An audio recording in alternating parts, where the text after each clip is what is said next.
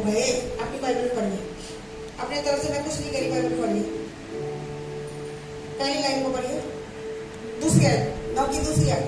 तब इस्राएल के वंश के लोग सब अन्य जातियों से के लोगों से अलग हो गए। हाँ, इससे पहले लिख रहे थे जब उन्होंने पापों का अंगीकार करना था, अपने को टाट और कर दिया, जब अपनी गलतियों को मान रहे छोड़ने के लिए। लेकिन उसके बाद सेकंड स्टेप क्या किया?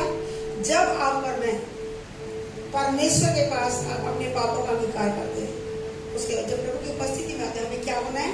अन्य जाति लोगों से जो प्रभु के वचन को, सच्चाई को नहीं जानते, उनसे अपने आप को क्या करना है? अलग करना। पड़ोसी को बोलो, अपने आप को अलग करना। अन्य जाति से अलग होने का मतलब उनके रीति रिवाजों से अलग होना। मेल मिलाप से मना नहीं कर रहा परमेश्वर। अगर हम आएंगे जाएंगे नहीं तो हम मसीह प्रेम कब दिखाएंगे उनको? हम परमेश्वर की बातें उन्हें कैसे सिखाएंगे? नहीं सिखा सकते, है ना? तो हमें मेल मिलाप रखना है, लेकिन उनके से रीति रिवाज नहीं करना। जैसे वो तैसा करते थे, हमें नहीं करना। उन्होंने बुराई के बदले बुराई करते थे, नहीं करना। वो लड़ाई के बदले लड़ाई करते थे, हमें उनके से काम नहीं करना। तो अपने आप को मन फिराना है, जैसे अन्य जाति लोग करते थे, हमें ऐसा नहीं करना। दूसरी बात, तब इस्राएल के वंश के लोग सब अन्य जाति लोगों से अलग हो गए और खड़े होकर देखिए जी, क्या आप और खड़े होकर कर सकते हैं? कितनी देर? अपनी गलतियों की माफी मांगने के लिए खड़े होकर अपने पापों और अपने पुरखों, अपने भी पापों को और अपने पुरखाओं के अधर्म के कामों को मांग लिया। कैसे? बैठकर, खड़े होकर। क्यों मेंशन किया खड़े होकर? सीधे लिख सकते थे उन्होंने पापों को मान लिया, सीधा भी तो बोल सकते थे कि उन्होंने अपनी गलतियां मान ली, छोड़ दी, बस सिंपल, खत्म हो जाता काम। क्यों लिख रहा खड़े होकर? और कितनी देर? हमने वो 30 आदमी पढ़ी।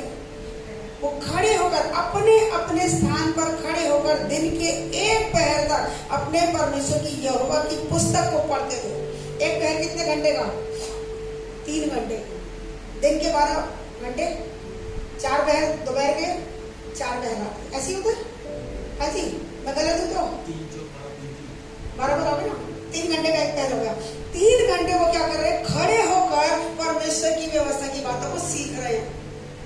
न्याय करने से ज्यादा हो जाए ना, और पास्टर जी ने तो इतना टाइम लगा दिया, अभी तो यहाँ जाना है, अभी तो वहां जाना है, 636 काम करने। हम कहते प्रभु से हम प्यार कर रहे हैं, घंटा नहीं दिया जाता। घंटे में जाके तभी अभी भूख लग जाएगी, दाएं बाएं खिसकते नजर आएंगे। अभी तो एक बजा देगी, पास से 2 बजा देगी, 3 भी बज जाए, कोई बड़ी बात नहीं है। भूख लग रही है, बैठ के एसी में फर्स्ट क्लास जगह में प्रभु बैठा रहा है, और उस वक्त तो एसी भी नहीं हुआ करते थे, होते थे क्या? ऐसी फैसिलिटी थी, पंखे तक मुझे नहीं लगता होते थे। वो पुरानी पिक्चर देखो तो वो लेके पंखा कपड़े से ऐसी करते थे। कोई राजा महाराजा कोई अच्छी पहुंच गया तो 2 पीछे प्यादे लगे हुए, उसके नौकर चाकर लग रहे, वो हवा दे रहे हो। कोई किसी बड़े व्यक्ति को, किसी अधिकारी गण को, आम पब्लिक के लिए तो वो भी नहीं था। कितने पसीने रहो। और आज जैसी फैसिलिटी थी, अपने घर से हम गाड़ी में बैठ के आ गए, बस में बैठ के आ गए, स्कूटर में या ओला में आ गए। वहां तो मीलों पैदल जाना पड़ता था। सारे तो गधे घोड़े वाले नहीं थे, सारे तो रईस नहीं थे, हाँ या ना? बहुत सारे होंगे जिनके पास सवारी होंगी, लेकिन बहुत सारे ऐसे भी थे जिनके पास फैसिलिटी है भी नहीं। और बच्चे भी फौज की फौज हुआ करते थे। तब तो फैमिली प्लानिंग का कोई काम ही नहीं था, कोई ऐसी बात ही नहीं थी। बच्चे भी इतने सारे, और बच्चे अगर भूखे प्यासे घर से निकल रहे, वो भी नहीं होता। खिला के भी चलते होंगे तो पता नहीं, शायद पका के लेके चलते होंगे, बच्चों को रास्ते भूख लगे, हम तो फौज में जा रहे, बच्चों को तो खिला दें। कितने बजे सुबह उठते होंगे, कितने बजे भवन पहुंचते होकर वहां, और वहां भी जाके खड़े होकर कितना मेहनत कर रहे हैं। वो इस बात को बताना कि पहले के लोग कितने मेहनती थे, कितनी भूख और प्यास थी कि कुछ मिले ना मिले, दुख उठाना पड़े, हम खुदा के पास जाएंगे। क्यों? क्योंकि खुदा की बातों को सीखने के बाद ही हमारी जिंदगी बाहर हो सकती है। संसार का ज्ञान आप और मैं कितना भी रख ले, कोई फर्क नहीं पड़ता। अगर हमारे अंदर परमेश्वर का ज्ञान नहीं है तो आप और मैं क्या हो जाएंगे? नाश हो जाएंगे। वचन में लिखा है, परमेश्वर का ज्ञान ना होने से प्रजा नाश होती है। होशे 6:6 में लिखा है, 4:6 में लिखा है कि ज्ञान न होने से प्रजा नाश होगी। लेकिन होशे 6:6 मुझे बहुत अच्छा लगा कि परमेश्वर कहते हैं कि मुझे परमेश्वर से तो प्रेम है, वो बलिदानों से ज्यादा क्या चाहता है? लोग प्रेम करें। ज्यादा वो ये चाहते हैं कि लोग अपने परमेश्वर का ज्ञान रखें। क्यों ज्ञान रखें? क्योंकि परमेश्वर का ज्ञान ना होने से प्रजा नाश होगी, और जब हम परमेश्वर का ज्ञान रखेंगे तो आप और मैं अच्छी और बड़ी जिंदगी पाएंगे। दानियेल 11:32 बताता है कि जो लोग अपने परमेश्वर का ज्ञान रखते हैं वो हियाव बांधकर बड़े बड़े काम करते हैं। आमीन। हम सब ने जो जिंदगी पाई यीशु का वचन सीखने के बाद ही तो, उससे पहले तो हम भी गधे की तरह घसीट रहे थे, मेहनत का कोई फल नहीं था क्या? नहीं। पूजा पाठ तब भी करते थे, दान दक्षिणा तब भी देते थे, धार्मिक तब भी दिया, जो भी इष्ट देव को मानते थे मंदिर गुरुद्वारों की खबरों में सब चाहते थे, सब किया, लेकिन जीवन नहीं बना। सबको पता था तब भी झूठ नहीं बोलना, तब भी पता था व्यभिचार नहीं करना, तब भी पता था लड़ाई नहीं करनी, तब भी पता था कि बुरे के बदले बुराई नहीं करना। क्या हमने उसको फॉलो किया? उन ग्रंथों में कभी बात करी? मुझसे तो कभी नहीं, मैंने पढ़ी, लेकिन गीता का 18वां अध्याय पढ़े बिना पानी नहीं पीती थी। आप करेगा, किसी को बुरा लग रहा है, लेकिन सच्चाई बता, मैं अपना एक्सपीरियंस बता रही हूँ, आपको अच्छा लग रहा है आप कर सकते हैं। बताना मेरा काम है, करना ना करना आपके ऊपर, ठीक है? क्योंकि बहुत सारे लोग ऑनलाइन भी देखते हैं। लेकिन जब यीशु के वचन को जाना, उसके अनुसार चलना शुरू किया, माइक्रो सेकंड के अंदर खुदा की आत्मा ने बात की। और तब ये नहीं पता था कि ये खुदा की आत्मा बात कर रहा है। आज बड़े अच्छे से कह सकते हैं कि मत्ती 11:28 से प्रभु ने बात करी थी उस टाइम, मेरे पास आजा मैं तुझे आराम दूंगा। और मत्ती 11:28 यही कहते कि हे बोझ से थके मांदे लोगों, मेरे पास आओ, मैं तुम्हें विश्राम। आज हम क्या सेवा कर रहे हैं? कुछ भी नहीं कर रहे, लेकिन तब भी प्रभु का अनुग्रह आपके और मेरे ऊपर भारी है। रोज बरोज हमारी इतनी डिटाइयों को माफ करते, मतलब हम सोच भी नहीं सकते। अगर गलती से कहीं पुराने टाइम में पैदा हो गए होते तो मरे होते, अब तक तो जिंदा भी ना होते। तो जो पाप करने के कारण तो पत्थरवा करके मार दिया जाता तुम्हें। सोचो, गलती से कहीं पुराने टाइम में पैदा हो गए होते तो हमारा क्या होता? तब प्रभु का आत्मा अंदर नहीं रहता था, आता था और जाता था, वो भी अपने याजकों को। कितना जीवन पवित्रता का चलन होता था। कोई अगर पापी व्यक्ति महायाजक अगर अंदर थर्ड रूम में पहुंच गया, महापवित्र स्थान में घुस गया, अगर वो पवित्रता ही में नहीं, वहीं मर जाएगा। उसके पैरों में रस्सी बंधी होती थी, सिखाया ना, घुंघरू बंधे होते थे। चल फिर के जब वो गति की सेवा कर रहा है, घुंघरू की आवाज आई तो पता है भाई बंदा सही है, जिंदा है। और जहां घुंघरू की आवाज बोलता ही लगता भैया बंदा गया। और अंदर नहीं कोई एंट्री मार सकता। जो रस्सी बंधी थी उसी से वहीं से खींच लेते थे उस बंदे को महायाजक। साल में एक बार वो दूसरों के लोगों के पापों के निमित्त वो पाप बलि चढ़ाया करता था। लेकिन आज हम कितने पाप कर लेते आज भी। क्या हमें मार दिया उसने? मारा? तब भी हम पर दया किए जा रहे और तब भी हम अपना टाइम नहीं दे पाते उसको। और देने के बदले कितना कुछ देता है, हमारा टाइम, हमारा पैसा, हमारा टैलेंट। जब हम खुदा के लिए देते हैं उस भूखे भूखा है, हमारे 10-20 रुपए का भूखा है क्या वो? 50-100 का 1000 का भूखा है क्या वो? पूरे ब्रह्मांड को खिलाने वाला खुदा हमसे क्या चाह रहा है कि वो हमें देना सिखा दे। क्योंकि बाइबल बताती है कि लेने से देना धन्य है। और देना भी कहाँ पे? परमेश्वर के भवन में। तेरे सारे दशमांश कहाँ पे आ जाए? कहाँ पे लेकर आए? मेरे भंडार में लेकर आओ, ताकि मेरे भवन में भोजन वस्तु रहे। कोई अगर आ भी रहे तो उसको देने के लायक हो, परमेश्वर के भवनों की निंदा ना हो। अगर यही खाली छेड़े बजरे भी आ गए तो क्या देंगे? और यहाँ भरा हुआ कोई आगे उठाकर फट देंगे। समझे? प्रभु का नाम नहीं देता हो इसलिए। तो आज हम कैसी सेवा करें? देखिए वो उस टाइम में वो कैसे करते थे, एक पहर खड़े होकर परमेश्वर की व्यवस्था को सुनते थे, और दूसरे पहर और एक पहर 3 घंटे तो वचन सीख लिया जी, और दूसरे तीसरे घंटे में, चौथे से लेकर 6ठे घंटे तक क्या कर रहे हैं? अपने पापों को मानते थे, अपने पापों को मान रहे हैं। और परमेश्वर जो 3 घंटे मान रहे हैं पापों को मानने के लिए। कितने घंटे लगा रहे हैं? 3 घंटे क्या कर रहे हो भाई? सोचे तो हम 2 लाइन बोल के प्रभु हमारे पाप क्षमा, चलो तड़का लग गया, छुट्टी। और प्रभु कर भी देते। लेकिन पुराने टाइम में घंटों वो रो रहे हैं प्रभु की उपस्थिति में, क्योंकि जानते कि एक पाप ही ऐसी चीज है जो हमें परमेश्वर से अलग कर सकती है। और उन्होंने जब पाप कर दिया तो वो डर जाते थे कि कहीं परमेश्वर में मार, क्योंकि पाप के कारण वो किसी के साथ कॉम्प्रोमाइज नहीं करते। आपने पाप कर दिया, प्रभु से दूर, आप आ ही नहीं सकते उसके कारण। भी क्या हम पाप नहीं कर रहे? अगर हम अपने आप से पूछे क्या हमने पाप नहीं किए? क्या मेरे से नहीं हुई, आपसे नहीं हुई, जाने में हुआ जाने में हुए? तो प्रभु ने बार बार लिखा है कि कुड़कुड़ाना परमेश्वर के विरोध में किया जाने वाला पाप है। क्या ये पाप हम करते नहीं है? मैं समझती सारे के सारे करते, इंक्लूडिंग मी, मुझसे भी होता है। क्यों बढ़ के हम खाते हैं? गलतियां हमारी है, खुदा के देने में कमी नहीं है। कभी कभी हम चीजें बर्दाश्त कर लेते, कभी कभी बर्दाश्त के बाहर चीजें होती है, हमारे मुंह से कुड़कुड़ाहटें निकल जाती है और जिसके कारण रिजल्ट हमें ही भुगतना पड़ जाता है। प्रभु ना पहले बुरा था ना आज बुरा, लेकिन वो अपने वचन से बंधा हुआ। उसने अपने नाम से ज्यादा इज्जत अपने वचन को दिया। तो क्या कह रहे हैं? एक एक पहर अपने परमेश्वर की व्यवस्था सीखते थे, पढ़ते, और एक पैर अपने पापों को मानते जी, और एक पैर परमेश्वर को दंडवत करते। क्या करते?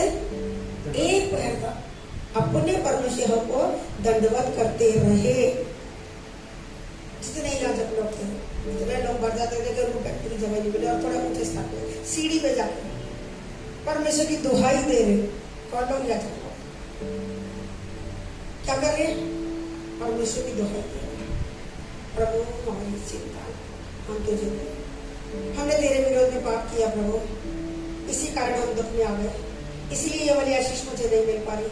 आज मैं समझ गया कि तेरे देने में कमी नहीं। प्रभु मेरे ही जीवन में कई कमी है, तो प्रभु मुझसे बोल और बातचीत करके मेरे से क्या गलती हो गई। और जब गलती पता लग जाए तो उसको मान के छोड़ने के लिए तत्पर है। प्रभु मुझे पता लग गया मैं कहाँ गलत हूँ। होता कि नहीं होता? प्रभु अगुवाई करते, आत्मा में बात करते कि मेरे बेटे तुमने ये वाली गलती कर दी, ये वाला पाप कर दिया, करते ना? परमेश्वर से पूछना 3-3 घंटे तक वो करने। आगे हमने 5 तक पढ़ते, इनको कट शॉर्ट करेंगे, 8 को पढ़ेंगे हम, जल्दी जाएंगे। और इस चैप्टर को घर जाके जरूर पढ़ना, बड़ा अच्छा चैप्टर है। और उसके मन को अपने साथ सच्चा पाकर उससे वाचा बांधी कि मैं तेरे वंश को कनानियों, हित्तियों, अमोरियों, परिज्जियों, यबूसियों और गिर्गाशियों का देश दूंगा, और तू अपना वह वचन पूरा भी किया क्योंकि तू धर्मी है। जब आप और मैं परमेश्वर से पापों की क्षमा मांग लेते हैं, प्रभु क्षमा करता है। और जब हम सच्चे दिल से करते हैं, इस बात को ध्यान देना, सिर्फ होठों से नहीं, हाँ प्रभु मैंने क्षमा मांग ली, लेकिन फिर भी मन के अंदर कड़वाहट भरी हुई है, ऐसे वाले सिचुएशन में कह रहा दिल से कि मैंने माफी मांग ली, अब मैं मेल मिलाऊंगा। कई बार यहाँ पर मैं माफी कैसे माफी तो मांग ली, माफ तो कर दिया, बात नहीं करूंगा, मैं बात नहीं करूंगी, मैं एक का मुंह उत्तर एक का मुंह दक्षिण, ऐसे वाले पाप क्षमा नहीं होते। अगर हमने माफी मांगी है तो हमारा मेल मिलाप होना चाहिए, वो मेल मिलाप दिखना चाहिए, कामों में दिखना चाहिए। और जब परमेश्वर ऐसा होता देखता है तो क्या करता है? हमारे मन को परमेश्वर जब सच्चा जानता है, सब लोग पढ़ेंगे इस बात का अधिकार है न क्या है, और उसके मन को अपने साथ सच्चा पाकर, हमारे मन को, पड़ोसी को बोलिए, जब परमेश्वर हमारे मन को सच्चा जानता है, परमेश्वर जानता है हम धोखा दे रहे हैं या क्या? हम अपने आप को धोखा दे सकते, खुदा को धोखा नहीं दे सकते। हमने दिल से माफी मांगी है या नहीं मांगी, ये खुदा बड़े अच्छे से जानता है। तो जब वो देखता है कि मेरे बच्चे ने बिल्कुल सच्चे मन से माफी मांग के अपने अपने अपने विरोधी को माफ कर दिया, जिसके साथ भी कड़वाहट थी उस कड़वाहट को दूर कर दिया और मेल मिलाप कर लिया, तब जब मन को सच्चा मानता, देखिए कितनी बड़ी ब्लेसिंग दे रहा है उसके बाद। पढ़िए, और उसके मन को अपने साथ सच्चा पाकर, इसको अंडरलाइन करो, इसको अंडरलाइन करो अपने बाइबल में।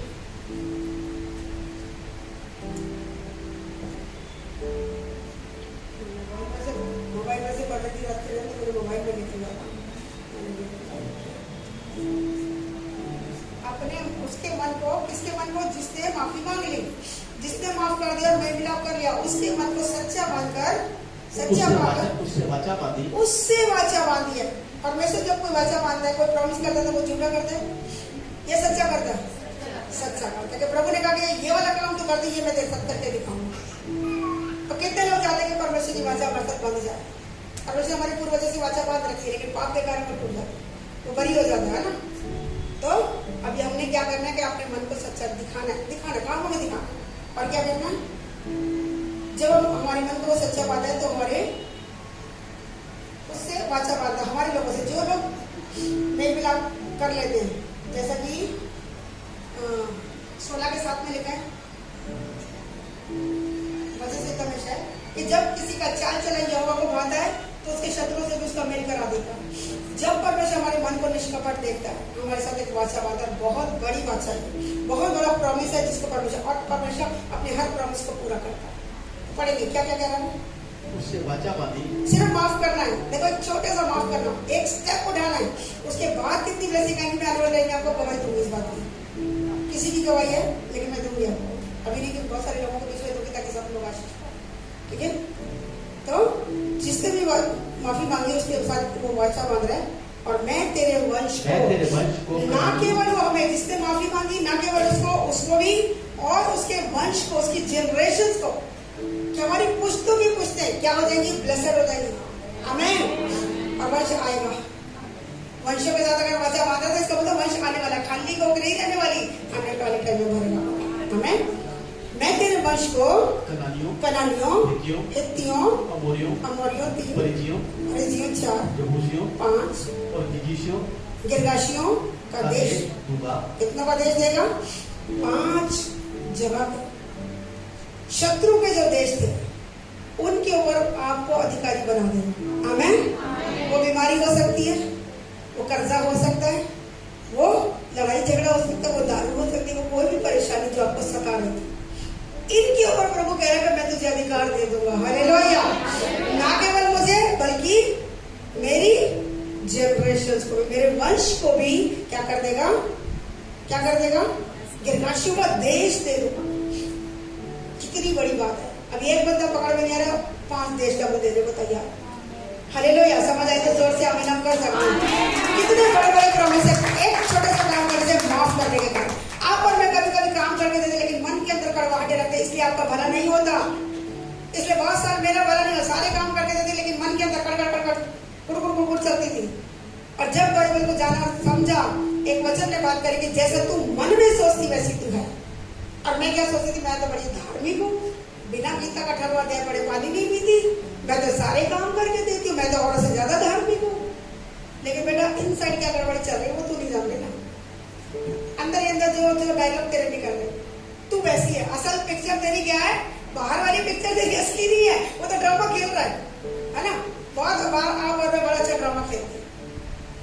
बॉलीवुड के लोगों को भी कभी कभी लगता है मुझे फेल कर देते हैं, हम इतने स्मार्ट है सारे के सारे, लेकिन परमेश्वर बड़ा चालाक है ना, बड़ा परफेक्ट है। चालाक नहीं कहे तो बड़ा बुद्धिमान है, वो उसको पता है कि हम ऐसा ड्रामा खेलने वाले लोग हैं। तो कह रहे जैसे तू अंदर सोचती है ना, तो पता है अंदर जो सोच रही है अच्छा सोच रही, बुरा सोच। तो हम कितने लोग कह सकते हैं हम बड़े अच्छे हैं, इस वजह को याद करिए हम अच्छे हैं क्या, अंदर कुछ अंदर भाई कुछ को बोल जाना।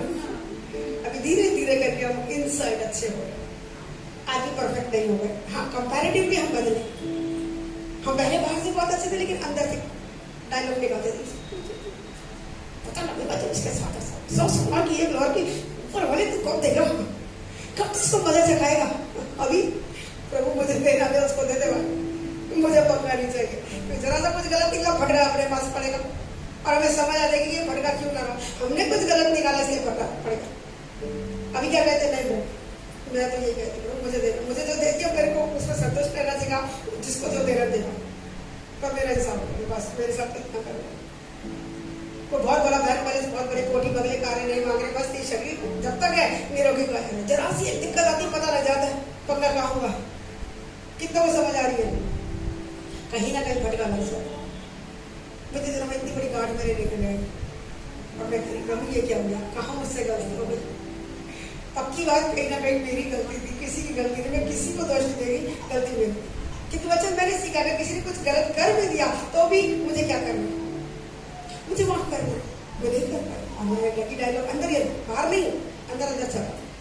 फिर वही बात जैसा तुम मन में सोचती, मैं तो प्रभु बहुत बुरी, कब सुधरूंगी मैं अपने लिए गई, कब सुधरूंगी प्रभु, प्रभु प्लीज अब की बार एक चांस और दे दो, भाई ये गांठ गायब करो, भाई गांठ गायब करो। और गांठ छोटी की इतनी बड़ी गांठ मैंने किसी को नहीं बताती नहीं तो क्या बताती, लगा वो भटका क्यों लगा भाई, कुछ किया होगा, हमारा पता तो है ही, सिखा देता एक चांटा बड़ा बस चल सुधर रही है तो सुधर नहीं तो इसको और बढ़ा सकता हूँ बाबा नहीं, दया कर दो। रोज प्रभु यीशु का लहू लगाना शुरू किया, रोज बाथरूम में जाऊँ रहूँ, नहाते हुए प्रार्थना करूँ, वापिस आऊँ, प्रभु तेरा लहू में एक बूंद में सामान दे। मैं तो अच्छी नहीं हूँ, लेकिन आप तो आज भी बड़े अच्छे हो, आप आज भी भले, आपकी करुणा समझते, आप आज भी विश्वास योग्य परमेश्वर। और प्रभु का धन्यवाद, 3-4 दिन बस ब्लेसिंग ऑयल लगाया, प्रार्थना करी, माफिया मांगी और कई दिन हो गए, अब गांठ बिल्कुल गायब हो चुकी है। Hallelujah, hallelujah. गलतियां हमारी, गलतियां हम। तो परमेश्वर यह वाचा बांध रहा है कि 5 देश के लोगों को तुझे दूंगा, बस तुझे क्या करना है, क्या करना है? अपने पापों का अंगीकार करना, अपनी गलतियों को मानना और छोड़ना। क्या मुश्किल है ये? बड़ा मुश्किल है। तो 4 गालियां सामने से दे के जाओ, फिर कब माफ कर दे, बड़ा मुश्किल है। कहना बड़ा आसान है, सामने से माफ कर भी दे, लेकिन जब रात को बिस्तर में जाते उसने ऐसा क्यों कर दिया, मैंने क्या किया था, मैं तो कुछ किया ही नहीं, मैं तो कुछ कहता ही वही नहीं। एक ही हो गया, सबसे मुश्किल प्रार्थना। असंभव नहीं, मुश्किल है, असंभव। लेकिन जब हम पवित्र आत्मा जिसे मदद मांगते, प्रभु मुझे माफ करने वाला मन दे, क्या रणनीति से, और उसके बाद बहुत ऐसे ब्लेस निकलता है। आमीन। एक बार नहीं, 85 बार, हजारियों बार मैंने इस बात को करके देखा, प्रभु माफ करता है। तो यही बात को हमें सिखा रहा है कि आज जिन दुखों में आप पड़े हो, कारण क्या कि आप परमेश्वर के साथ सही नहीं चले, परमेश्वर के वचन के अनुसार नहीं चले। लेकिन जैसे आप माफी मांगते हो, जब आपके और मेरे मन को सच्चा जानता है, खुदा हमसे वाचा पाता। और आगे क्या कह रहे हैं, पढ़िए।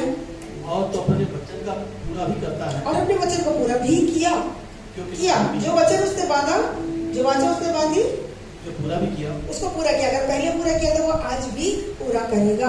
जी, क्योंकि तू धर्मी है। और प्रभु ने क्या, जैसे मैं हूँ वैसे मैंने तुम्हें भी बनाया। वो धर्मी है तो उसने आपको और मुझको भी क्या बनाया, धर्मी। हमें धार्मिक नहीं बनाना। हम जब यीशु को नहीं जानते थे, और आज भी जो लोग यीशु को नहीं जानते वो धार्मिक है, बहुत से रीति रिवाज निभा लेते, लेकिन जैसा प्रभु का आत्मा कह रहा है, माफी नहीं देते। अगर लोग माफ करने वाले होते, इतने सारे लोगों को मैं देखती हूँ टिक्के इतने बड़बड़ लगे होते, धार्मिक है, लेकिन उन्हें किसी को बोल दो माफ कर दो, नहीं करेंगे। अच्छा, हमें आता नहीं, हमें क्या बोलना नहीं आता, हमें क्या बदला लेना नहीं आता। उनके लोग, वो लोग जो जिनके पाप क्षमा, जिनके पास यीशु नहीं है, वो माफ नहीं करते। और अब बहुत से मसीह लोगों को मैं जानती हूँ जो वो माफ नहीं करते, जिससे उनकी आशीषित आती है। और इसमें बड़ी प्यारी आयत इसमें परमेश्वर ने मुझे पढ़वाई, मैं आपको पढ़वाना चाहती हूँ। पढ़ेंगे इसको और आगे बढ़ेंगे। क्योंकि परमेश्वर धर्मी, उसने आपको मुझको भी धर्मी बनाया है, और क्योंकि धर्मी जन की प्रार्थना के प्रभाव से बहुत ही प्यारी आयत है। वो पढ़ेंगे, 10वीं आयत पढ़ेंगे। फिरौन और उसके सब कर्मचारी वरन उसके देश के सब लोगों को 9-10 कुछ लोग नहीं। फिर तूने मिस्र और हमारे पुरखाओं के दुख पर दृष्टि की। हाँ, फिर तूने मिस्र में, हमारे पुरखाओं, मिस्र में जब जो संसारिक लोग थे, हमारे लोग थे लेकिन संसारिक थे, हमारे पुरखाओं के दुख पर क्या करा, दृष्टि की, और लाल समुद्र के तट पर उनकी दुहाई सुनी। लाल समुद्र के तट पे जब वो मरने पे लेके, आगे लाल समुद्र है और पीछे फिरौन की सेना, आगे भी मौत है, पीछे भी मौत है। जब परमेश्वर के लोगों ने क्या किया, दुहाई दी, परमेश्वर हमें बचा ले, तो परमेश्वर ने क्या किया था, लाल समुद्र को 2 भागों में बांटा। जंगल में मार को निकालने वाला परमेश्वर हमारा पिता है, लाल समुद्र को 2 भागों बांटने वाला हमारा पिता है। आज आपके जीवन में अगर आपको लग रहा है कि आगे बढ़ रही तो मौत है, पीछे जा रही तो मौत, यीशु को छोड़ना भी, अरे यीशु को पाके तो बड़े सारे दुख आ गए, छोड़ दो, वहां भी मौत है। आगे बढ़ेंगे, अरे ये बंदा तो जीने नहीं दे रहा, यीशु को पकड़ने के कारण सही तरीके से चलने नहीं दे रही है लोग, तो मुझे क्या करें, दोनों तरफ आपको खाई दिख रही है। आपने क्या करना है, दोनों हाथ उठा, प्रभु मेरी चिंता परेशानी, परमेश्वर की दुहाई देना शुरू करें, और वो लाल समुद्र को 2 भागों में बांटेगा, हमें आपके लिए रास्ता निकालेगा। कुछ टाइम पहले मेरे सामने ऐसी कुछ चीजें हुई, और मैंने परमेश्वर बस एक ही बात बोली, प्रभु बस मेरे लिए जगह में मार। आप कल, आज और अवध काल तक एक साथ रहने वाले परमेश्वर हो, मेरे को किसी का बुरा नहीं हो, मुझे आपने नहीं सिखाया, लेकिन मेरी ये समस्या खत्म नहीं हो रही, और मैं अपने आप से कुछ भी नहीं कर पा रही हूँ। जो मैं कर रही हूँ उससे मुझे रिजल्ट नहीं दिख रहा, और मैं अपने आप से कुछ कर भी नहीं पाऊंगी। तो मुझे क्या करो, मेरे लिए रास्ता निकालो। अगर लाल समुद्र है तो इस लाल समुद्र को 2 भागों में बांटो। अगर ये जंगल का रास्ता है तो इस जंगल में से मेरे लिए मार्ग निकालो कि मैं सीधे सीधे निकल के अपनी मंजिल में पहुंचा। हालेलुया। आपने शब्दों को बोलना, और परमेश्वर रास्ते निकालेगा। आगे क्या कह रहा है? फिरौन उन्होंने उसके- लाल समुद्र के तट पर उनकी दुहाई सुनी, परमेश्वर ने सुनी जी। फिरौन और उसके बड़ी इंपॉर्टेंट आयत है, इसको जरा अंडरलाइन कर लेना जी। फिरौन और उसके सब कर्मचारी वरन उसके देश के सब लोगों को दंड देने के लिए चिन्ह और चमत्कार दिखाए। हाँ जी, क्या कह रहे हैं? किसके लिए? पढ़ेगा जरा लाइन। फिरौन और उसके सब कर्मचारी वरन उसके देश के सब लोगों को फिरौन और उसके कर्मचारियों और उसके देश के सारे लोगों को दंड देने के लिए, बोलो दंड देने के लिए क्या दिखाए? चिन्ह और चमत्कार दिखाए। चिन्ह और चमत्कार दिखा रहे। फिरौन सोच रहा मैं ही प्रधानमंत्री हूँ, मेरी ही मेहनत लगा रही हूँ। कभी कभी परमेश्वर जब लोगों के जीवन में चिन्ह और चमत्कार करे तो ये मत समझना कि ये आपकी बलबुद्धि के कारण होगा। परमेश्वर नाश करने का था। सोचो, नाश करने के लिए चमत्कार दिखा रहा प्रभु, ये क्या तरीका है? भैया मेरा तरीका है कि जो लोग सच्चाई को जानकर सच्चाई के अनुसार नहीं चलते, वचन को जान के वचन के अनुसार नहीं चलते, परमेश्वर उन्हें नाश कर देता। और वो इस भूल में आ जाते हैं, इस धोखे में आ जाते हैं कि भाई हमारे साथ तो चिन्ह और चमत्कार हो रहे, मैं तो इतना बढ़ रहा हूँ, मैं तो इतना बढ़ रही हूँ। और उसके पीछे योजना क्या है? नाश होने की योजना। लोग आज नहीं समझ पा रहे। आज बहुत सारे लोगों, जब ये मैं वचन पढ़ रही थी, मैं लेट के बाद मैं उठ के बैठ गई, मैं कहूँ प्रभु क्या वचन दिया, क्या प्यारा वचन दिया कि हम अपने चमत्कारों को देखकर ये ना समझे कि हम बिल्कुल सही ट्रैक पर आए। समझ रहे? चमत्कार हो न हो, चिन्ह आपको मिले न मिले, तब भी आपने वचन से न दाएं मोड़ना न बाएं। आपने परमेश्वर को प्रसन्न करने वाले काम करें, तब प्रभु का आत्मा आपसे खुश होगा, तब अहमद मिलेगा। लेकिन ये चिन्ह और चमत्कार तो क्या करने के लिए थे? दंड देने के लिए। दंड दे रहा, दंड देने के लिए थे। अपनी ब्लेसिंग को आकर पूछना प्रभु से, प्रभु कहिए मेरे दंड देने के लिए तो नहीं है। हिजकिय्याह राजा ने क्या मांगा था? मरने में था। नहीं प्रभु मुझे मरना नहीं है, मुझे और जीवन दे दे। प्रभु ने कहा अच्छा दे देता। और उसी जीवन काल में जब परमेश्वर उसके 15 साल जीवन के बढ़ा दिए तो क्या हुआ था? उन्हीं 15 सालों के बीच में मनश्शे नाम का एक बेटा हुआ जो सबसे बुरा काम करता। वो काम करता था मनश्शे जो परमेश्वर की दृष्टि में बुरा था। कभी कभी आप और मैं ब्लेसिंग मांग रहे थे और हिजकिय्याह राजा को लग रहा मेरी प्रार्थना तो सुनी गई, बिल्कुल सुनी गई, लेकिन चिन्ह और चमत्कार में बेटा मांगा, बेटा दे दिया, अच्छा वाह। लेकिन वो बेटा क्या बना? नाश का कारण बन गया। कहीं जो ब्लेसिंग आपको और मुझको मिली, कहीं नाश का कारण तो नहीं है, दंड का कारण तो नहीं है। इस बात को याद रखें। कितना बस समझ आ गई? अरे भैया गहरी बात है लेकिन अच्छी बात है। हर चमत्कार, हर चमकती चीज सोना नहीं है। परमेश्वर से मांगिए, कोई बुरी बात नहीं, अपनी इच्छा रखिए, फिर भी मांगिए प्रभु मेरे जीवन में मेरी नहीं तेरी इच्छा हो। तो इस आयत को जरूर से अपने घर में लिख के लगाना ताकि याद रहे। ठीक है? फिरौन और उसके सब कर्मचारी वरन उसके देश के सब लोगों को दंड देने के लिए चिन्ह और चमत्कार दिखाया जी। क्योंकि तू जानता था कि वे तुझे ढिठाई का व्यवहार करते हैं और तूने अपना ऐसा बड़ा काम किया, ऐसा बड़ा नाम किया जैसा आज तक वर्तमान है। तूने ऐसा बड़ा नाम किया कि जैसा आज तक वर्तमान, आज तक वर्तमान है। क्या तूने उनके आगे समुद्र को ऐसे दो भाग किया कि वे समुद्र के बीच क्योंकि तू जानता था इसको अंडरलाइन करेंगे। क्या जानता था? कि लोग ढिठाई करेंगे। मतलब जितने लोग ढिठाई में हैं, प्रभु उनके जीवन में भी ब्लेसिंग देता है, लेकिन किसके लिए? नुकसान के लिए, दंड देने के लिए। तो अपने अपने जीवन में ढिठाई के पापों से बच के रहना, ढीठ नहीं बनना। गलती हो गई, कोई बात नहीं, इंसान हो जाती, सबसे होती है। क्रोध हो गया, कोई बात नहीं, हो गया, लेकिन पाप नहीं करना। अगर गलती हो गई तो हमें एक दूसरे से माफी मांग कर छोड़ना है। अगर हम ढीठ बन गए तो प्रभु क्या कर देगा? वो जानता था कि ये लोग ढीठ है, ये नहीं सुनेंगे, इसलिए वो चिन्ह चमत्कार दिखा के इसी में बहा के इनको दूर तक ले जाता। उनको लग रहा भैया अरे जब समुद्र में, लाल समुद्र के पीछे, जब लाल समुद्र दो भाग में बढ़ गया, मूसा की सेना भाग रही है, फिरौन भी उसके पीछे भाग, ओ अब तो हम इसको मार ही लेंगे। ये नहीं पता कि पीछे से परमेश्वर मारने वाला है। ये इस बात से अनजान थे वो। कारण उनके नाश होने का कारण क्या था? उनके ढिठाई के पाप। जब दाऊद प्रार्थना करता है एक जगह लिखा कि हे प्रभु मुझे ढिठाई के पापों के लिए क्षमा कर। क्यों मांग रहा है वो? क्योंकि वो जानता था कि अगर आप और मैं ढीठ बन रहे हैं, नहीं हम अपना मन कर रहे हैं, मैं इसकी शक्ल नहीं देखूंगी, मैं इससे बात नहीं करूंगी, मैं इससे बात नहीं करूंगा। अगर आप और मैं ढीठ हो रहे तो आज चाहे आपको 4 चीजें मिल भी रही है, 4 चीजें अच्छी चीजें हो भी रही है, तब भी आने वाले टाइम में नाश हो जाएंगे। Be careful. ये मेरे लिए भी और आपके लिए भी। इसलिए मैं आपके को नहीं सुना, मेरे लिए भी उतना इंपॉर्टेंस रखता है। हम सबको बड़ा ध्यान देना इस बात के लिए, ठीक है? आगे बढ़ेंगे। क्योंकि तू जानता था अंडरलाइन करेंगे इसको कि वे उनसे ढिठाई का व्यवहार करते हैं, और तूने अपना ऐसा बड़ा नाम किया जैसा आज तक वर्तमान है।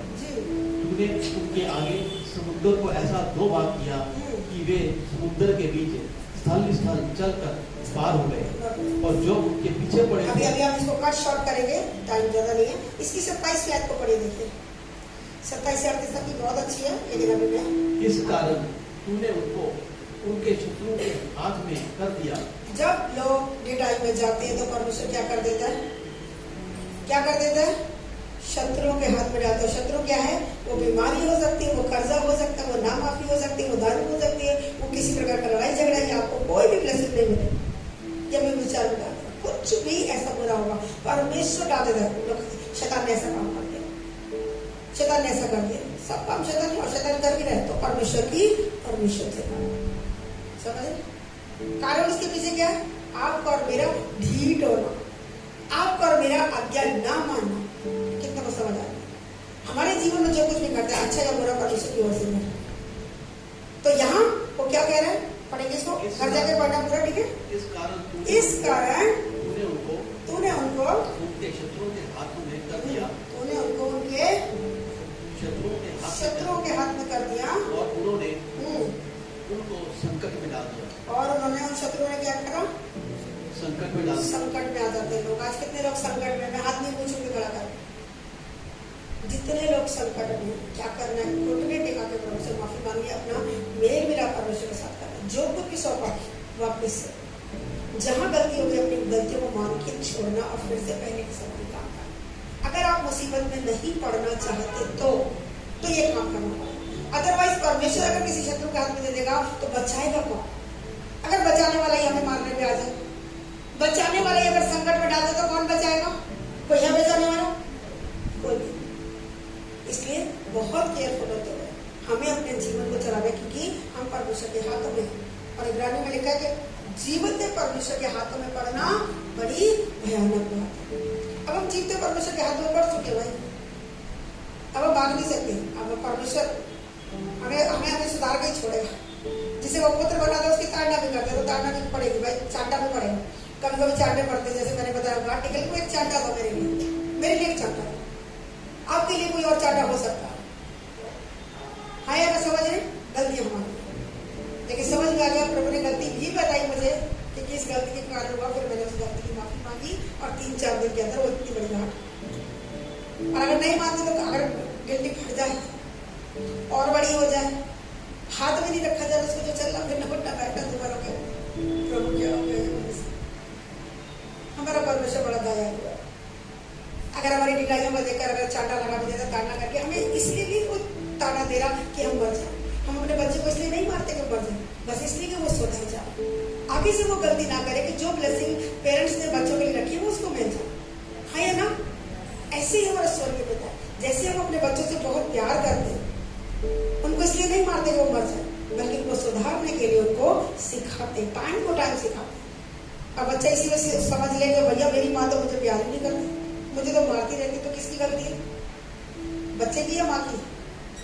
अब छोटा बच्चा सॉकेट में हाथ डाल रहा है तो माँ उसको कहेगी ले बेटा, एक उंगली डाली तो और घुसा ले। बोलेगी? नहीं बोलेगी। क्या कहेगी? निकालेगी। एक बार हटाएगी तो हटाएगी, नहीं हटेगा तो चांटा भी लगाएगी उसको। या मिट्टी खाता देख ले, क्या करेगी? ले मिट्टी का ढेला में लाके देती, बेटा इधर तो मत भड़क, मैं देती हूँ तुझे। लाके देती है मिट्टी का ढेला लाके देती है? नहीं। क्यों? क्योंकि अपने बच्चे से प्यार कर रही है। वो नहीं चाहती मेरा बच्चा मिट्टी खा के पेट में तंग गड़बड़ी हो जाए। चाहती क्या? अब बच्चे के साथ हर बार अगर बच्चा पंगेबाजी कर रहा है तो माँ हर बार उसको हटाएगी ना, 1 बार 2 बार 10 बार। और बच्चा बड़ा होता है यही सब सीखेगा। क्या करेगा? इनकी तो आदत ही ऐसी है, सारा टाइम टोकती रहती है। कल भी ऐसी कोई बात नहीं, टोकती बहुत। अरे भैया मैं नहीं टोकूंगी, कौन टोकेगा? कौन सिखाएगा? कोई का मत ठोका। खाते टाइम मोबाइल देख रहे, मैंने कहा भाई मोबाइल बंद, आपने खा लो बस, आप हमें मत टोको। माँ बुरी की बच्चे गलत है, तो माँ को छोड़ देना चाहिए या लगे रहना चाहिए? हम डटे रहेंगे, तुम दो का एक निकालो, 4 निकालो, हम डटे रहेंगे। क्यों? क्योंकि हम अपने बच्चे से प्यार, हम चाहते हैं हमारे बच्चे सही काट, हमारे लोग सही काट। आज बड़ों को भी सुनना पसंद नहीं आता है ना, कभी कभी गलती है, हम सिखाते हो नहीं सीखते, धमाका हो जाता है, बोलती बहुत है, टोकती बहुत है, मत टोको भाई, इस चीज से नुकसान हो जाएगा, क्यों कर रहे हो? तो छोड़ो, क्या बोले है ना, रोज अगर सिखाने पे अगर लड़ाई हो तो छोड़ दो, जब फटका खाएंगे फिर अपने आप क्या कर लेंगे, नहीं समझ आ रही तो क्या करो, ऐसे ही होगा ना, 1 बार सिखाओगे, 2 बार सिखाओगे, 4 बार सिखाओगे, नहीं सुनेगा तो छोड़ दोगे उनके हाल में। और फिर जब कोई दिक्कत आएगी फिर अरे ऐसा हो गया, फिर हम चिल्लाते हैं, बोले था ना नहीं करना, तुझे तो कहने बेकार है वजह ना। तो परमेश्वर हमें सिखाना, यहाँ वो सिखाता है कि जब हम परमेश्वर के वचन के अनुसार चलते हैं, परमेश्वर हमें आशीष देता है, और जब हम उसके वचन के अनुसार नहीं चलते तो हमें शत्रु के हाथ में क्या लिखा है? वो भी जब जब संकट पड़ करते दिखाई देते रहे, तब तक तू स्वर्ग से उनकी सुनता रहा, और तू जो अति दयालु इसकी 26 में लिखी छोटी सी बात मैं पढ़ देती हूँ कि जब वो तुझसे फिर कर, जब हम परमेश्वर से फिर जाते, बलवा करने वाले बन जाते हैं और परमेश्वर की व्यवस्था को त्याग देते हैं, और जो नबी हमें परमेश्वर की ओर फेरते हैं, उनको चिताते हैं, उनकी भी नहीं सुनते, उनको भी घात करते हैं, और तेरा बहुत तिरस्कार करते, जो परमेश्वर का बहुत तिरस्कार करते, परमेश्वर के नबियों को सुनते नहीं। अगर कुछ गलत बात सिखाई जाएगी कि बच्चे मत करो, तो वो बलवा करने ढिलाई में आ जाते हैं, और परमेश्वर फिर उनको क्या कर देते, शत्रु के हाथ में दे देता। अगर ये वाले पाप हुए तो प्लीज माफी मांगना चाहिए। परमेश्वर के दास दासियों को आपसे कोई पर्सनल कोई लगाव नहीं है, कोई जलाद नहीं बांटनी, लेकिन जो आत्माएं हमारे हाथ में सौंपी गई उसका जवाब दे रहा है। इसलिए सिखाने के लिए डांट लगानी जरूरी होती है। और कई लोगों को लगता है आंटी तो बहुत डांट देती है, डांटना जरूरी बेटा, कहीं तुम्हारी अनॉइंटिंग खराब आ जाए, कहीं तुम्हारी कोई ब्लेसिंग ना चले, इतनी मुश्किल से आगे बढ़े हो। मैं नहीं चाहती सांप काटे और आप नहीं चाहते, नहीं चाहते, कारण बस एक ही, आप नहीं समझ पा रहे, वो आपका प्रॉब्लम। मुझे पता है अपने बच्चों के साथ कुछ बातें बहुत टाइट हो, आज भी मैं कुछ बातें आज उठाई, कारण कि मैं अपने बच्चों को सिखाना चाहती हूँ। मेरे जाने से पहले कुछ वो बातें जो परमेश्वर के साथ रह गई वो सीख पाएंगे, परमेश्वर के साथ अगर नाता मजबूत नहीं है नहीं सीख पाएंगे। मैं नहीं चाहती मेरे बच्चे कभी किसी के आगे हाथ फैलाए, कोई माँ बाप नहीं चाहता अपने बच्चों के लिए बेस्ट करके जाना चाहता। मैं अपने बहुत बड़ी जन्नत छोड़ के जाऊँ कि ना जाऊँ, लेकिन बच्चों को अच्छा विश्वास को देके जाना चाहती हूँ, क्योंकि मैंने परमेश्वर के साथ रहते हुए बहुत कुछ पाया, और मैं चाहती, मैं जानती इस बात को कि परमेश्वर के साथ साथ जब आप पर चलेंगे तो परमेश्वर जैसे हमें दिया तो वो आपको मिलेगा। इसलिए आपको सिखा रहे कि कुछ भी हो जाए, कोई आए ना आए, मुझे रेगुलर संगति में बनना है, मुझे आना है, मुझे बलवा नहीं करना, मुझे डिटाई नहीं दिखानी। मैं करूंगी तो अपने लिए, कोई करेगा अपने लिए। हम उन पे एहसान नहीं करें, वो हम पे एहसान नहीं करें। मैं आ रही हूँ तो अपने लिए आ रही हूँ, आप आ रहे तो अपने लिए आ रहे हैं, है ना। तो परमेश्वर हमें क्या सिखा रहा है कि हमें डिटाई नहीं दिखानी, बलवा नहीं करना। आगे पढ़ेंगे, 27 में हो गया। जब जब वे संकट में पड़ कर दिखाई देते रहे, तब तक तू स्वर्ग से उनकी सुनता रहा। हाँ, जब जब वो बलवा करते थे परमेश्वर शत्रु के हाथ में कर देता, लेकिन जब वो दिक्कतों में लोग आ जाते थे, परमेश्वर की दुहाई देते थे, परमेश्वर की दुआओं को, उनकी दुहाइयों को सुनता था। परमेश्वर के हमेशा अपने बच्चों को बिसराई नहीं रहता, वो दुख देकर पछताने वाला परमेश्वर। जैसे हम अपने बच्चे को बहुत बारी कभी मार देते हैं, बाद में हमें लगता है ज्यादा मार दिया। कभी कभी हम कहते हैं बच्चे छोड़ दे, थप्पड़ मार के ना बालकनी में खड़ा कर देते, खड़े जाओ, मुंह देखा बालकनी में, और थोड़ी देर ज्यादा बुला लो इसको। फिर बच्चा बदतमीजी करते देखा, खड़ा और खड़ा और खड़ा, मुर्गा बना यही मुर्गा बन, और फिर देखते रहते बच्चे तकलीफ में, तो इधर दर्द हो रहा, उधर दर्द हो, फिर अच्छे से लगाती हुई थी। और अगर वो सीधे से वो खड़े हो, अरे मेरा बच्चा है, आगे कहीं बोल सॉरी ना, कितने बार बोले सॉरी, अरे बाबू तेरे लिए कर रहे, मुर्गा बना के बोलोगे। अब तो सुनता नहीं तो क्या करूं, जो हथकंडे आते थे वो अपना लेते थे। अभी एक हथकंडा आके प्रार्थना करो, परमेश्वर के तरीके जब चलते परमेश्वर काम करता है। यहाँ लास्ट वर्ष हम पढ़ के बंद करेंगे। और तू जो और जब जब संकट में पड़कर तेरी दुहाई देते हैं तब जब जब वो संकट में पड़कर परमेश्वर की दुहाई देते रहे तब तब उनकी सुनता रहा, परमेश्वर स्वर्ग से उनकी स्वर्ग है ना, स्वर्ग से उनकी सुनता रहा। परमेश्वर दूर और पास दोनों का परमेश्वर। हम यहाँ बैठ के प्रभु से मांगेंगे, वो स्वर्ग में हमारी दुहाई को सुन लेगा। कितना को समझ आ रहा है? लोग कहते हैं हमारे सुनता नहीं, प्रभु कहते सात समुद्र पार भी सुन लूंगा, स्वर्ग में बैठा वहां भी सुन लूंगा, पर तू निष्कपट मन से मुझे पुकार तो सही, तू मान तो सही, अपने गुनाहों को मान तो सही, मेरी दुहाई दे तो सही, वहीं से सुनूंगा उत्तर दूंगा। और आगे क्या कह रहा है? और तू जो अति दयालु है, तू जो अति दयालु है, इसलिए हाँ, उनके छुड़ाने वाले को भेजता रहा, हाँ, जो उनको शत्रुओं के हाथ से छुड़ाते थे। आमीन। क्या करता था परमेश्वर? जब जब वो दुहाई देते थे, किसी न किसी छुड़ाने वाले को परमेश्वर भेजता था और भेजता रहा जब जब वो काम हो, और शत्रुओं के हाथ से जो लोग उनको छुड़ा देते थे। आमीन। चैप्टर बहुत बड़ा है, अभी हम इसको यहीं पे क्लोज करेंगे। आज इतनी बात सीखेंगे। कोई बात पकड़ में आई आपको?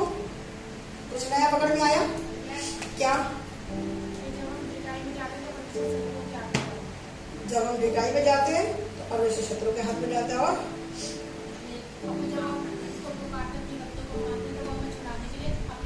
अपने लोगों को भेजते, जब हम उसकी दुहाई देते हैं वो सुन लेते हैं। और वेरी गुड। और क्या सीखा हमने? तो खास बात, हाँ जी, माफी तो नहीं करना। और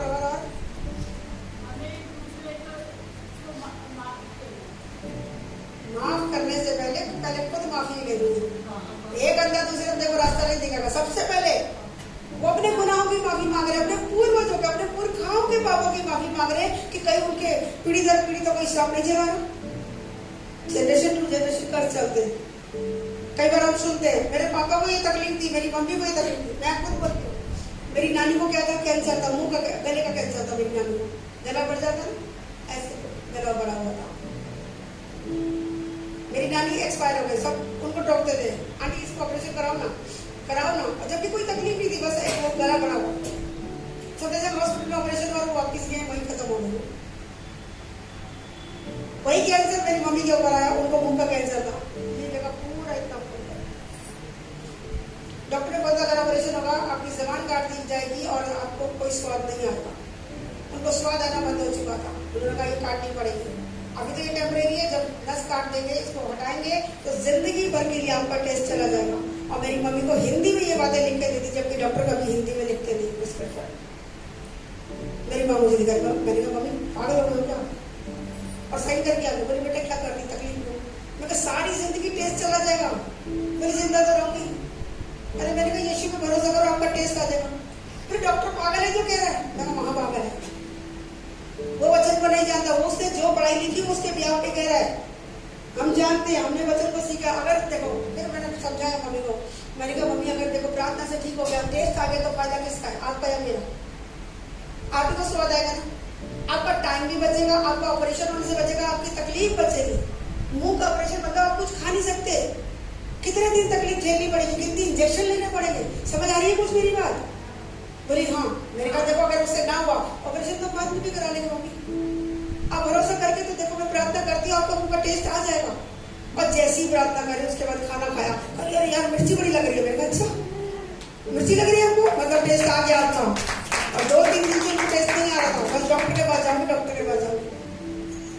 डॉक्टर के पास जाना मना नहीं है, प्रार्थना के बाद जो चमत्कार मिलेगा उसकी गवाही लेके जाओ ना, पर एक अच्छा विश्वास रखें।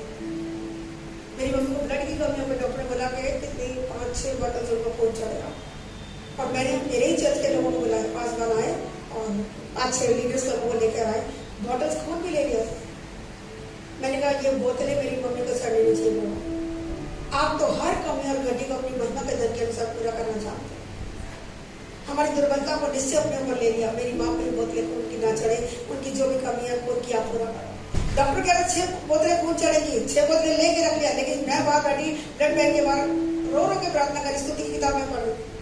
और सिर्फ एक ही बात बोली, प्रभु आपने मुझे बिना ऑपरेशन के अगर चंगा कर दिया, मेरी माँ को भी बिना ऑपरेशन चंगा कर दिया। थोड़ी देर बाद डॉक्टर आया, कह रहा मुझे ना एक दूसरा, उसकी ड्यूटी चेंज हुई, दूसरा डॉक्टर आ गया। तो सबने कहा कि सर इनको बॉटल चढ़ाओ, रिपोर्ट दिखाओ। नहीं ऐसा लग नहीं रहा मुझे। नहीं कोई जरूरत नहीं, लेके रखे रखो, जब जरूरत पड़ेगी लगाएंगे। मेरी माँ को मरते तब तक वो बोतलें नहीं छोड़ी उनकी, हालेलुया। और मैंने दूसरे लोगों को जो कार्ड बनता मैंने वो उनको दिया। हमारे अंगीकार कैसे। और एक बात और मैंने इस वचन से सीखी कि परमेश्वर जब चिन्ह और चमत्कार दिखाता है, दंड देने के लिए नहीं होते हो। कभी कभी हमारे पास ब्लेसिंग आती है, हम कहते ओ अगर मैं सही ना होता, सही नहीं होती तो प्रभु तो न देता मुझे। लेकिन इस वचन ने मुझे भी हिलाया। मैं बैठी और मैं सोच रही हूँ प्रभु मेरी ये वाली ब्लेसिंग वाली आपकी की ओर से ना, आपकी ओर से तो मुझे साइन देना, शैतान की तरफ से तो नहीं ना, याद दिलाता। समझ ये खास आयते हम आपको पढ़ने चैप्टर को पढ़ने आएगा। बहुत सारी चीजें मैंने इसमें नोट डाउन कर रखी है, लेकिन आने वाले टाइम में अभी संडे को टाइम नहीं मिलेगा। कमिंग वेडनेसडे में हम करेंगे क्योंकि संडे को बाहर से पास बना रहे हैं और शुक्रवार को पास का टाइम होता है। तो जब बीच में टाइम मिलेगा या आपकी मीटिंग में जब भी टाइम मिलेगा तो मैं सिखाऊंगा, ठीक है। तभी हम आंखें बंद करेंगे, आंखें बंद करेंगे। कुछ अच्छा लगा, अच्छा सीखने को मिला, परमेश्वर की महिमा आशीष मिले। और हम आंखें बंद करेंगे, मांगेंगे प्रभु जो गहरे भेद आपने सिखाए हम और ऐसे भेदों को सीखना चाहते हैं। हमें बाइबल पढ़ना सीखा, हमें वचन पढ़ना सीखा। किसी हम यही तक डिपेंड है कि एक वचन सीखा, घर में तो बहुत सारे फंसा है ना। खुद से ही पढ़िया, परमेश्वर से मांगे, परमेश्वर देगा। हालेलुया। आइए हम आंखें बंद करें। प्रभु यीशु के नाम से पिता, मैं अपने आप को, तमाम कांग्रेगेशन के लोगों को जो ऑफलाइन और ऑनलाइन होकर सुन रहे हैं या बाद में ही सुनेंगे देखेंगे, परमेश्वर सब पर यीशु का नाम लगा और विश्वास करते कि जो अच्छा काम आपने हमारी जिंदगी में शुरू किया उसको पूरा भी आप करेंगे। इन वचनों से आपने जो बातचीत करी प्रभु कि लोग पुराने टाइम में एक एक पहर खड़े होकर आपकी व्यवस्था की बातों को सीखते थे, एक एक पहर अपने पापों को मानते थे, एक एक पहर आपकी दुहाई देते, घंटों आपकी उपस्थिति में खड़े रहते थे। प्रभु आज आपने हम पे कितनी दया करके रखी। हम तो एक घंटा में बैठना बड़ा मुश्किल लगता है बहुतों को। प्रभु हमें से हर एक की हिम्मत को बढ़ाने के लिए, सही शक्ति को बढ़ाने की, सबके टखनों में बल देने के लिए और ऐसी भूख और प्यास जगाने के लिए कि तरफ तक किए जाए। तेरे वचन से लिपटे रहने के लिए प्रभु तू सहायता और मदद कर। आपके वचन से ना तो दाएं मुड़े और ना बाएं मुड़े, ताकि जिस काम में भी हाथ डाले हाथ के काम सफल और प्रभावशाली। आपने सिखाया कि चिन्ह और चमत्कार इस बात की गारंटी नहीं कि आप हमसे प्रसन्न हैं। आपने तो फिरौन और उसके कर्मचारी और उनकी सेना को भी मारने के लिए, दंड देने के लिए आपने चिन्ह और चमत्कार दिखाए थे। पर आज से हम इस बात का ध्यान रखें कि हम ढिठाई के पापों में ना जाए, ढिठाई के पाप हमसे न होने पाए। आपने दाऊद की प्रार्थना को याद करा कि प्रभु तू मुझे ढिठाई के पापों के लिए क्षमा कर। अगर मैं अनर्थ बातें सोचता तो प्रभु मुझ पर दया ना करता। प्रभु अनर्थ बातें हमसे दूर रहे। जाने अनजाने में किए गए हर गलती पाप और अपराध के लिए, ढिठाई के पाप के लिए, अनजाने पापों के लिए प्रभु हम सबको क्षमा कर। यीशु का लहू धो के हमें पाप और साफ करो और एक नई चाल चलने का अनुग्रह दे, ताकि अपने लिए बहुतों के लिए आशीष का कारण। जैसे नहेमिया ने, उसके पास कुछ नहीं था, बहुत कुछ हम इस चैप्टर से हमें सीखे, उसके पास कुछ नहीं था, लेकिन जब उसने अपने परमेश्वर की दुहाई दी आपने उसके लिए रास्ते खोले, राजा को उसके फेवर में कर दिया। राजा ने वो चिट्ठियां लिख के दी, वो वीजा दिया, जो देश देश के लोगों में जाके परमेश्वर उसने काम किया। देश देश के लोगों ने उसकी मदद करी और वो देश की शहर बना, जो यरूशलेम की जो शहर बना टूटी हुई थी, केवल 52 दिनों के अंदर वो शहर बना बन के तैयार हो।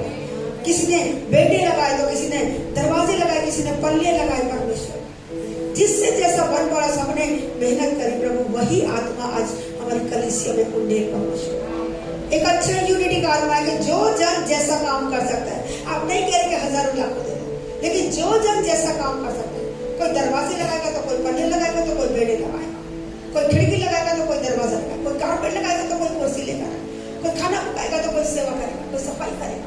प्रभु जिसको जैसा टैलेंट दिया सबको एक मन के दिया। आपने उस वचन में बताया, आपने आगे जो सीखा हमने, जो आज आप शेयर नहीं भी कर पाए प्रभु के, वो सब एक मन के थे। उन्होंने मन में ठान लिया था। प्रभु आज हमारे लोग ठान ले कि वो तेरे शहर पना को बनाने वाले बने, तेरे भवन के बनाने वाले बनेंगे। और एक मन एक आत्मा होने के कारण, एक यूनिटी में होने के कारण प्रभु वो शहर बना केवल 52 दिनों में जब वहां बन गए, तो आप यहाँ भी बनाने की सामर्थ रखते हैं। वही आत्मा यहाँ उंडेलने के लिए प्रभु जी को धन्यवाद देता हूं। विश्वास करते कि जो अच्छा काम आपने शुरू कर दिया उसको पूरा भी आप ही करेंगे। सारी बातें मिलकर भलाई को उत्पन्न करेंगी। मैं धन्यवाद देता हूँ, आपके हाथों में समर्पित करती हूँ। यीशु के जीवित और सामर्थी नाम से प्रार्थना को मांगती, जैसे सुने और ग्रहण कर ले और सब कहे आमेन आमेन आमेन आमेन आमेन। दोनों हाथ स्वर की तरफ बढ़ाएंगे और अब पिता परमेश्वर का प्रेम, प्रभु यीशु मसीह का अनुग्रह और पवित्र आत्मा जी की सहभागिता और शांति हम सबके साथ, तमाम ईमानदारों के साथ और तमाम उन लोगों के साथ जो प्रभु यीशु मसीह के दोबारा वापस में आने की बात जो अब से लेकर हमेशा हमेशा तक होती है। Amen hallelujah. प्रभु सबको आशीष दे और इस समय होगा हम अपने बेटे परमेश्वर